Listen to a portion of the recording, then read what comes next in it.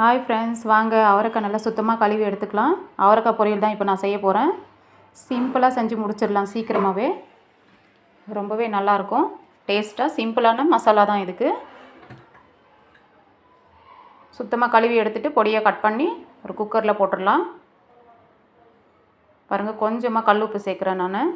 லைட்டாக ஒரு 1/4 டம்ளர் தண்ணி வச்சு, இந்த தண்ணியை வேஸ்ட் பண்ணாமல் தண்ணிக்கும் அந்த காய்க்கும் கரெக்டாக இருக்கணும்.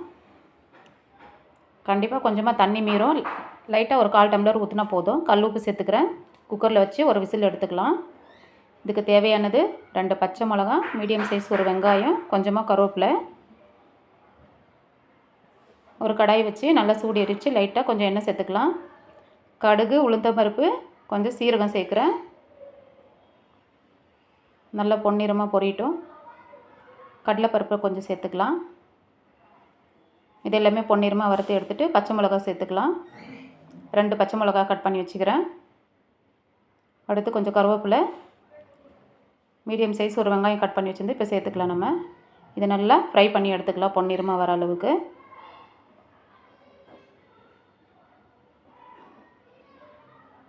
நான் உப்பு எதுவும் இதில் சேர்க்கல, காயில் சேர்த்துருக்க, வேணும்னா அப்புறமா போட்டுக்கலாம்.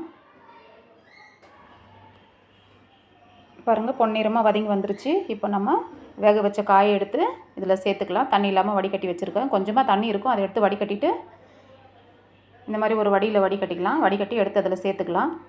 சேர்த்து லைட்டாக கலக்கி விட்டுக்கலாம். அவ்வளோதாங்க, இதுக்கு மசாலா எதுவும் தேவையில்லை. நல்லா கலக்கி விட்டுக்கலாம். கொஞ்சமாக தேங்காய் எடுத்து துருவிக்கலாம். துருவிட்டு லைட்டாக தூவி விட்டால் போதும். ரொம்பவே சூப்பரான ஒரு அவரைக்காய் பொரியல் ரெடி ஆகிடுச்சு.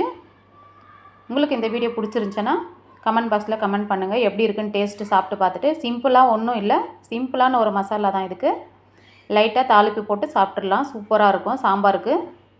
நீங்களும் உங்கள் வீட்டில் ட்ரை பண்ணுங்கள். வீடியோ முதல்ல பார்க்குறவங்க, சப்ஸ்கிரைப் பண்ணாதவங்க சப்ஸ்கிரைப் பண்ணுங்கள். மறக்காமல் வீடியோ பார்த்துட்டு லைக் பண்ணிவிடுங்க.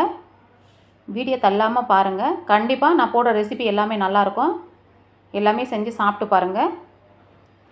பாய்.